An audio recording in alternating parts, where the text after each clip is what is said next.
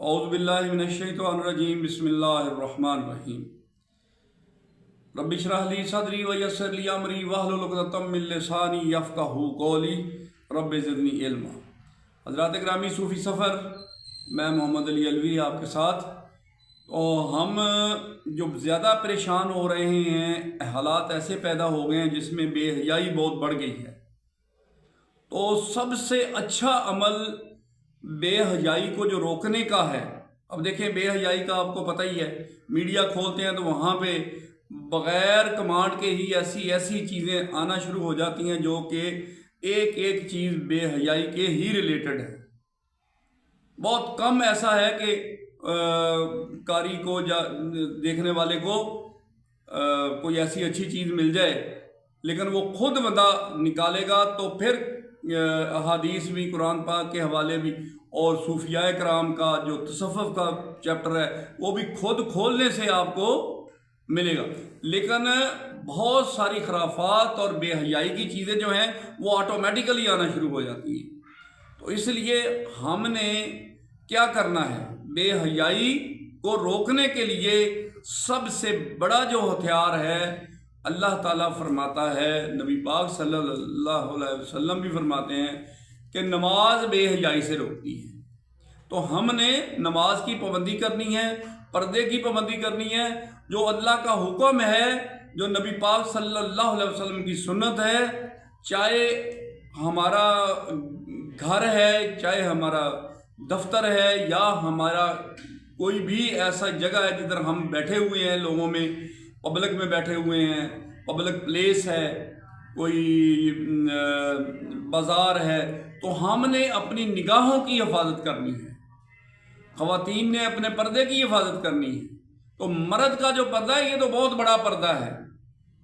اس کی آنکھیں اس کی بہت بڑی بے حیائی کا وسیلہ بنتی ہیں۔ اگر آپ اپنی آنکھوں کو نیچی رکھیں گے، نظر کو نیچی رکھیں گے، تو الحمدللہ آپ بے حیائی سے بچ سکیں گے۔ ورنہ شیطان نے تو کہا تھا اللہ تعالیٰ کو، یا اللہ تو ذرا مجھے مہلت تو دے، دیکھ میں اس کو کس طریقے سے آگے سے پیچھے سے دائیں سے بائیں سے ورگلاتا ہوں، اس کو میں ایسے ایسے خرافات میں ڈالوں گا، اس کو ایسے ایسے کاموں میں ڈال دوں گا کہ اس کو یہ سارا کچھ بھول جائے گا کہ میں کس لیے آیا تھا دنیا میں۔ تو حضرات گرامی، ہم نے اب یہ تہیہ کرنا ہے کہ ہم نے شیطان کو کوشش کرنی ہے کہ اس سے بچا کے اپنے دامن کو نکل جائیں منزل کی طرف۔ جو منزل ہماری ہے وہ بڑی ہی زبردست ہے۔ ہماری منزل ہے جنت۔ ہم جنت سے نکالے گئے ہیں اور ابھی ہماری منزل پھر وہی ہے۔ تو اس کے لیے شیطان بہت بڑی رکاوٹ ہے۔ تو ہم نے قرآن پاک کی تلاوت اور نماز کی پابندی کر کے بے حیائی سے رکنا ہے، اور بے حیائی سے اگر ہم رک جاتے ہیں تو پھر انشاءاللہ تعالی ہماری منزل آسان ہوتی جائے گی۔ تو ہم دعا کرتے ہیں کہ اللہ تعالیٰ ہمیں نماز پڑھنے کی توفیق عطا فرمائے۔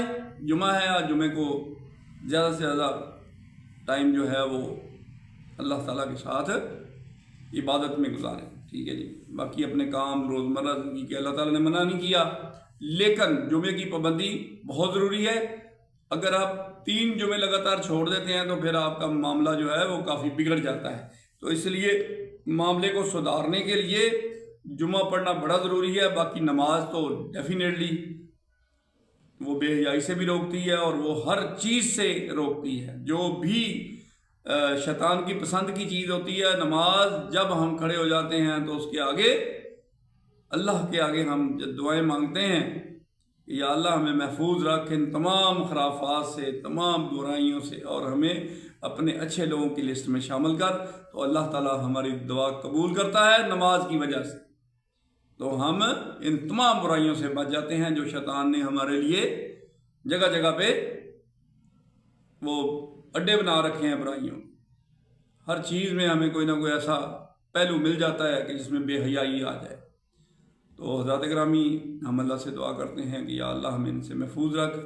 وآخر دعوانا الحمدللہ رب العالمین۔ اللہ حافظ۔